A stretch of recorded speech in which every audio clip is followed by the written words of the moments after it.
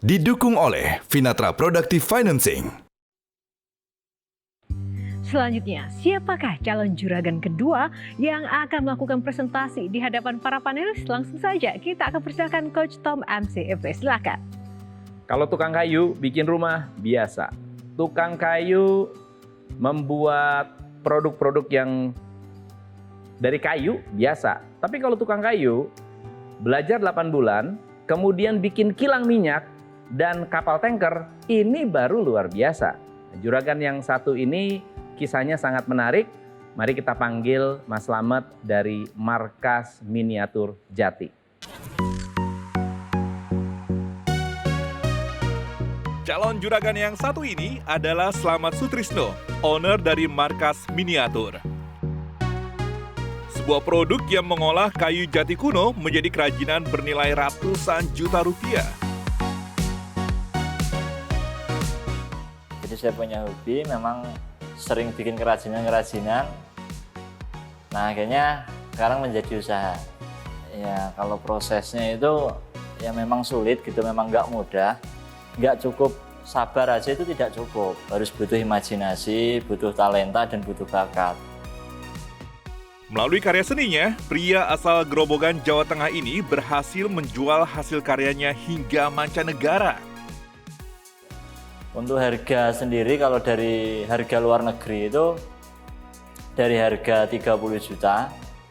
Dan sampai saat ini ada beberapa orang yang dari negara Eropa Timur sama Irak itu harganya sudah 70 juta untuk satu unit. Itu tidak termasuk ongkos kirim.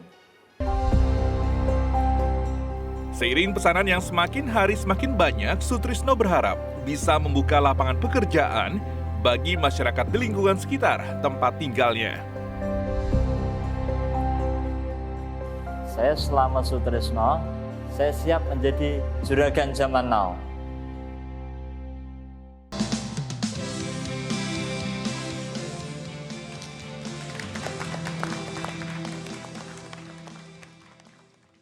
Perkenalkan, nama saya Slamet Sutrisno dari Kabupaten Grobogan, Jawa Tengah. Saya memperkenalkan produk saya berbentuk replika kilang minyak berbahan kayu jati kuno. Dan untuk Metro TV, JJN, terima kasih sudah memberikan saya dana 5 juta. Itu saya buat modal jadinya kapal replika seperti ini. Bahan bakunya 500.000. Untuk finishing, untuk packing itu 500.000, jadi 1 juta ya. 4 jutanya itu untuk bayar tenaga termasuk saya. Dalam pengerjaan 4 orang 10 hari. Jadilah kapal ini. Dan ini untuk pengiriman ke Amerika dengan harga jual 29 juta dengan modal 5 juta. Nah itu 2020 saya masih sendiri, pengirimannya masih lokal. 2021 saya masih sendiri, pengirimannya juga lokal. Ketika 2022 awal Januari saya sudah mendekati angka 400 juta, itu full dari luar negeri. Kebutuhan dana kalau memang ada, saya pengen memperluas workshop. Karena untuk saat ini kalau saya menambah 1 orang atau 2 orang untuk bekerja, otomatis kapasitasnya sudah tidak mampu. Kalau sekarang dengan workshop yang ada, dengan hanya menambah alat, dengan menambah alat yang tadi dicanangkan juga, bisa mempercepat berapa waktunya untuk menyelesaikan suatu kreasi ini? Menambah alat tetap nggak bisa, Pak. Maksudnya bikin cepatnya itu harus memang menambah orang. Right. Gitu. Jadi tempatnya udah nggak bisa. Right. Jadi keahlian atau tenaga ahli yang dibutuhkan untuk dapat di-train itu. Tantangannya kan tadi masalah SDM. Ya, Pak. Nah, saya lihatin sedikit kebutuhan dananya 50 juta. Walaupun ada dananya, kalau nggak ada orangnya, workshopnya dibesarin juga sama aja kan? Iya, Pak. Artinya. Nah, kenapa nggak Mas Slamet misalnya menciptakan beberapa variasi produk yang bisa dijual dan bisa dibuat lebih umum sama orang-orang yang dilatih dengan lebih cepat. Contoh, misalnya, kalau saya industrinya F&B misalnya ya, kita bisa kerjasama nih Mas Slamet. Saya punya satu situs namanya misalnya vendor kuliner. Banyak yang cari misalnya coaster. Coaster itu plating dari kayu untuk taruh kopi, ya taruh cangkir kopi, taruh apa dan lain-lain. Nah itu kan nggak terlalu sulit kayak gini kan. Dan memang bahan dari jati juga banyak dicari. Artinya memang akan kualitasnya bagus. Nah bisa nggak atau ada rencana nggak masuk ke situ? Karena itu jumlahnya yang beli mungkin ya harganya berapa puluh ribu, berapa ratus ribu, tapi kuantitinya banyak. Dan scalability-nya artinya Mas Slamet bisa punya orang yang memang nggak kompleks-kompleks banget lah ini. Kayak bikin plating doang nggak sekompleks ini pasti gitu. Nah ada rencana nggak ke sana? Kalau untuk rencana, kalau untuk saat ini belum ya Pak, karena kita mikirin order itu kadang udah pusing ya? Iya gitu. Saya naikin boleh Pak? Boleh dinaikin. Saya naikin. Oh boy. Ini bisa main. Enggak Pak, aman. I'm not kidding. Oh, di ganjel ya? Gue pasti roboh. Kalau setinggi lagi. gitu. Nah, jadi bisa naik. Aslinya seperti ini memang naik turun. Jadi kalau lautnya pasang bisa naik gitu ya? Luar biasa sekali. Ya Pak.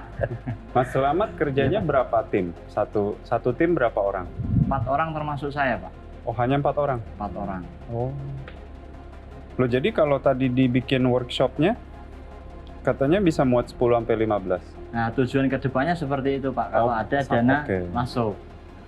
Oke. Harus di extend. Tapi tetap Kalau ini memang nggak bayar di depan. maksudnya Pak? Pembayarannya yang order dibuka. ini nggak bayar di depan. Oh Pak, jadi DP masuk ketika pesan untuk ngambil nomor antrian, saya minta DP itu 30% dari harga. Ketika nanti udah finishing, masuk packing, saya kirimkan videonya, baru pelunasan dan ongkos kirimnya. Seperti itu. Tapi saya pengen tahu deh, Mas. Kan ini cost-nya relatif HPP cukup rendah ya. Apa yang membuat, ya misalkan sebuah kapal itu dihargai 29 juta? Angka itu datang dari mana? Jadi itu gimana saya Pak? Oh, Misalkan tergantung saya hati. pesen ini gitu. Nah saya lihat negaranya, bagian mana ini gitu.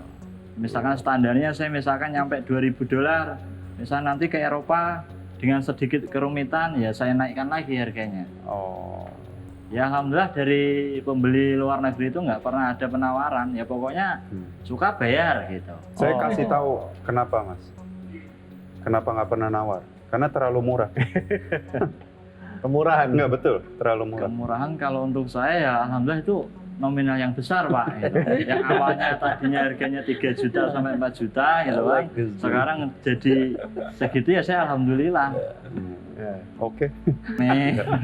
Ya, maksudnya Mas Slamet harganya masih bisa dinaikkan lagi sebetulnya. Kenapa? Bukan soal bukan soal ini harganya memang modalnya murah, bukan. Ya. Tapi ini karya.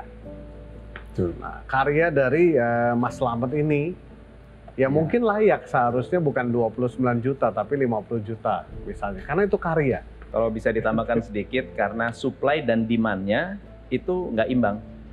Demand-nya lebih banyak dari supply-nya, jadi harganya dinaikin karena permintaannya sangat banyak dan kan harus ngantri. Iya benar. Ya kalau memang mau lebih cepat, boleh bayar lebih mahal. Jadi kalau yang mau ekspres harganya 50 juta, kalau mau yang murah ya 29 juta tapi 2 bulan lagi gitu. Itu bisa jadi satu sistem antrian. Ya. Sebetulnya yang dia butuhkan adalah endorsement. Karena secara margin cukup besar, harga pokoknya murah sekali, permintaannya cukup besar, tapi dia akan susah untuk menaikkan harga kalau tidak ada endorsement. Baik, tepuk tangan untuk Mas Salman. Terima kasih untuk Coach Tom dan juga para panelis. Nah, itu tadi adalah presentasi dari calon juragan kita kali ini. Dan apakah para panelis tertarik untuk memberikan modal tambahan ataupun investasinya, kita akan tunggu nanti. Silakan kembali ke backstage. Terima kasih. Ya alhamdulillah puas. Ya deg-degan tuh ya pasti berkat JJN, Metro TV gitu. Jadi orang lebih banyak yang tahu bahwa saya punya karya ini loh, Indonesia itu punya karya ini yang secara tidak langsung udah go internasional.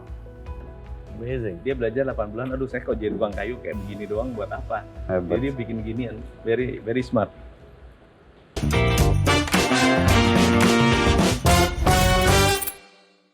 Didukung oleh Finatra Productive Financing.